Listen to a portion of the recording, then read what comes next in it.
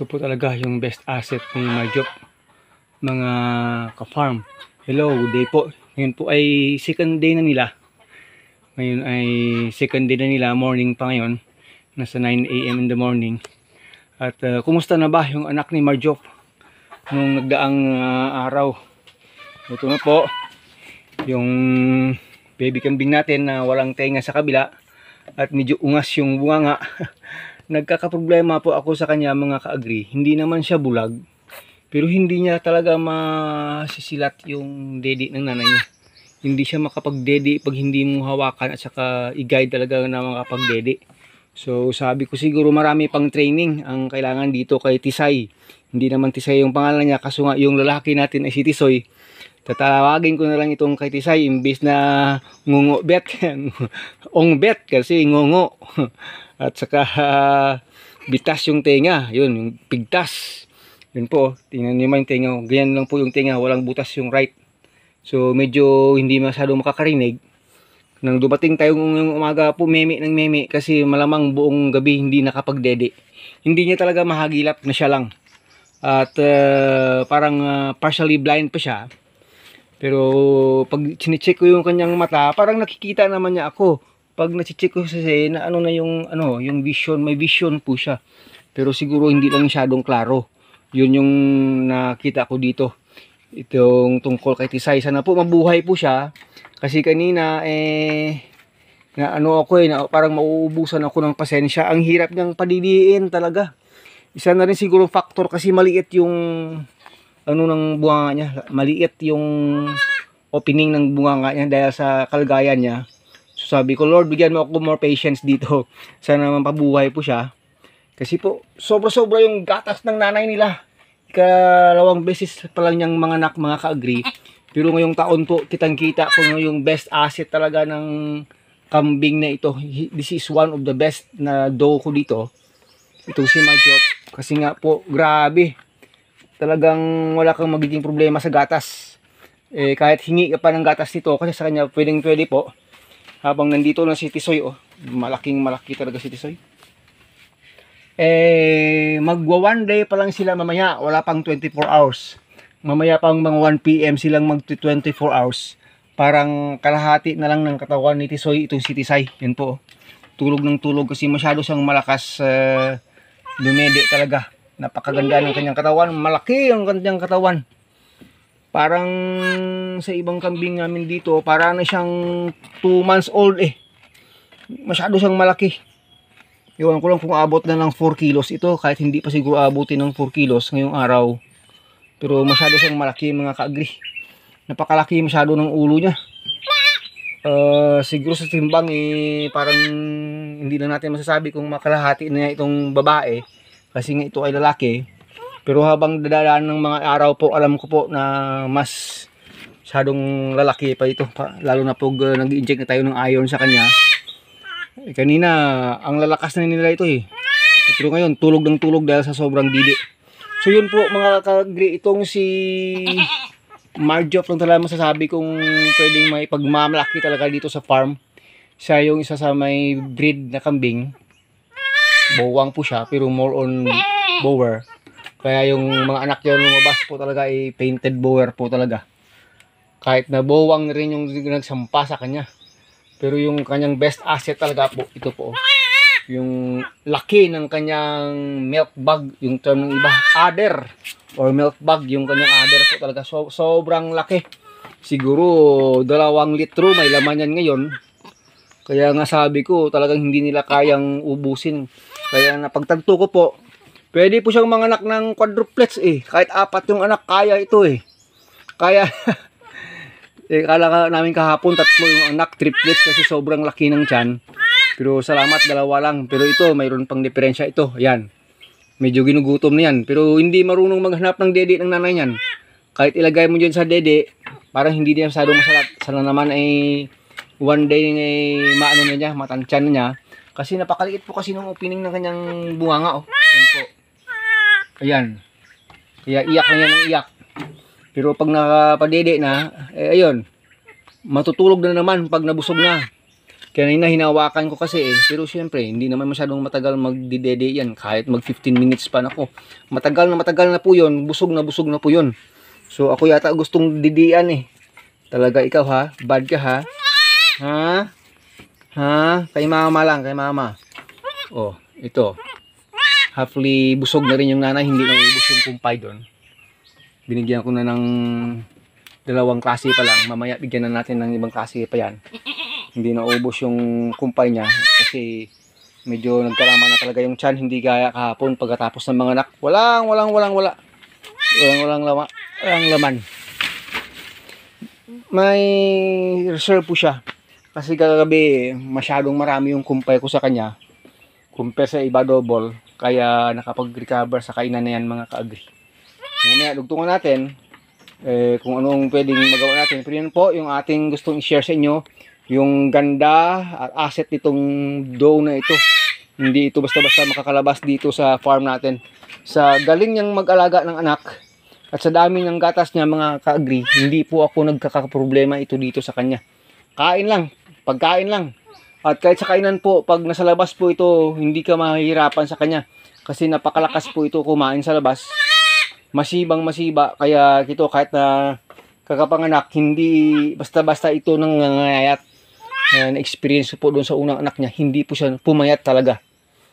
After 2 weeks po ay pwede na natin siyang i-deworm para hindi masyadong papayat. Pero yan po yung kanyang milk bag, parang nahihirapan sa kakalakad kasi over na over yung dede grabe, para siyang sa anin na para siyang Anglo-Nubian na pero bowang po siya, boer Anglo po siya. Pero yan po na ano na talaga yung kanyang katawan, halos lahat ng powers ng katawan napupunta sa gatas niya. So oversupply yung mga baby niya. Problema ko lang ito sana ay marunong ng dumedi na sa kanya lang. One of these days, pinapahirapan po talaga ako nitong ni Tisay. Ang beat. Tisay ang beat. Ayan, ganda pa naman sana tingnan yung ears niya. Walang butas po yung right ear niya. At saka deformed. Sabi natin sa inyo, sa unang video natin dito last day, hindi po siya actually inbreed. Hindi po nagka-inbreed. Kasi alam po namin, yung pinasampa namin nito ay si Doro, hindi niya po kasi blood related din Kakaibang farm, sa ibang farm nang galing yun. Nang binili namin last year pa. Magto 2 years na ngayon. So, ito lang, lumabas yung may ganito. May dito nga kami mga native kambing talagang inbreed pero okay pa ito yung mama nila at saka papa nila walang problema, walang line breed, walang inbreed, hindi magkadugo. Pero lumabas ito sa kanya. Hindi natin ma-explain talaga mga ka-agri bakit nangyari ito sa kanya Sayang napakaganda pa naman sana, ang ganda pa naman sana ng hugis ng katawan. Sige, dugtungan natin mamaya. Kain pa more dyan, kain pa more. Padidiin na naman kita ha. Sandali, cut ko lang muna video. Malaking problema po talaga kasi itong babae, hindi niya kayang magdede na siya lang talaga. Ilang beses ko nang tinulungan na mahanap niya pero hindi niya talaga mahanap. May suspect ko po siyang halfly blinded siya. Hindi niya masyadong mahanap, makita or mahagilap. Kahit na ilang beses ko nang tinuruan magdede, mula kahapon hanggang ngayon, hindi siya talaga makapagdede na sa kanyang sarili lang. So malaking chance na mamamatay ito pag wala talagang ng tao, tulong ng tao. Hindi ko maintindihan kung anong magiging sitwasyon nito. Kasi hindi naman 24/7 nandito tayo. Pero itong kanyang kapatid na lalaki, wala nang problema talaga talagang kayang-kaya Wala na siyang problema talaga. Pero itong babae, magmula po kahapon hanggang ngayon, tinuturuan ko pa magdede. Buti nga lang yung nanay nila ay maamo po yan. Pero pag hindi ko po hawakan, hindi ko po i-lead, talagang hindi po siya makakadede talaga. So expected na natin, pwede na siyang mawala talaga. Kahit na ayaw ko mangyari. Kasi hindi po tayo dito pwedeng matulog kasama-kasama niya hanggang sa lumakiyan na hindi niya kayang dumedi sa kanya. Parang sense of smell na lang yung gamit niya talaga. Yung sight niya hindi masyado malakas. Yung hearing niya siyempre hindi rin malakas kasi yung right ear niya walang butas yan. Nang dumating tayo kanina ditong umaga, meme lang. Nasa tabi lang ng nanay niya, pero hindi niya po talaga kayang magdede na siya lang talaga. Unless otherwise ay, yun nga, ilid mo talaga siyang magdede. Malakas dumede. Pero napakahirap po kasi dahil mataas siya, gusto kong pahigain, hindi siya makahiga. Gusto kong tumayo. Gusto kong papuntahin ng dede, umaatras. Gusto kong paatrasin, pumupunta. Ay, talagang mauubos yung pasensya mo po. Sa totoo lang po, mauubos yung pasensya mo. Kasi hindi matuturuan yung problema nito. Hindi po siya matuturuan dahil sa diferensya niya. So, kailangan talaga ng special attention ito. So, ganoon pa man po, sinasabi na natin sa inyo, hindi po tayo makakasure sa inyo na mabubuhay po siya ng matagal. Kasi nga, malakas sanang dumede eh. Wala naman sana problema sa dede eh. Maraming gatas yung nanay eh. Yung problema na hindi siya makakadede na siya lang. Yun po, mga ka-agree.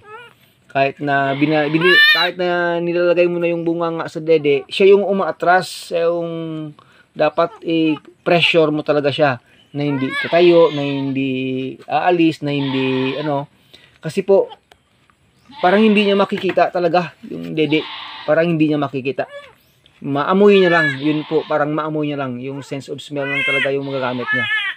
Yung hearing niya, hindi ko lang alam kung pwede sigurong makakarinig yung kaliwa niya ng tenga, pero yung sight niya, yun yung problema, yung sight.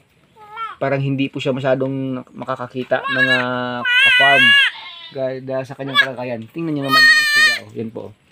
Napakaganda pa naman sana. Napaka-cute pa naman sana. Yun po.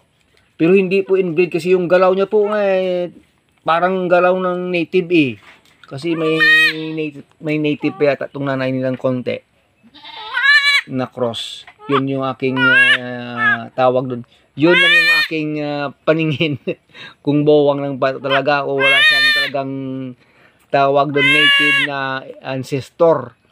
Pero yun nga po, lumabas ito kung hindi sana ganito ito yung naging sitwasyon niya, wala talaga sanang problema eh. Wala talaga sana problema pati ako sana wala. Pero ito yung itsura eh, ito yung lumabas eh. Pasalamatan na lang natin sa Panginoon talaga. Kanina talaga mauubos pasensya ko. Ano ba naman to? Ba't ganito, Lord? Hindi naman pwede habang buhay yan eh. Nandito ako sa tabi nila. Hindi pwede yun. Mga kambing eh. Pag may trabaho akong iba. Paano na lang? So, yun. Yun po. Kung gagawin mong pet, pwede. I-maintain mo talaga sa tabi mo. Yan, humiga na yung nanay. Kasi may hapli busog na rin yan. Pinabayaan na yung kumpay doon. Yun mga ka-agree, hanggang nandito na lang muna yung ating pagbibideo nito. Sinishare ko lang sa inyo, napakaganda sana ng asset ng nanay. Napakalakas ng asset ng nanay. Yung anak may lumabas na hindi masyadong maintindihan. Tingnan nyo yung lalaki si Tisoy wala talagang problema. Malakas talagang dumede. Yung yung dumi niya talagang maganda na, kahit na yellow lahat, maganda. Walang naiiwan sa kanyang puwetan. At saka talaga buwer talaga mataas yung sa buwer. Pero ito yung problema natin, lumabas itong babae na ganito yung sitwasyon. So thank you Lord pa rin, hanggang sa muli.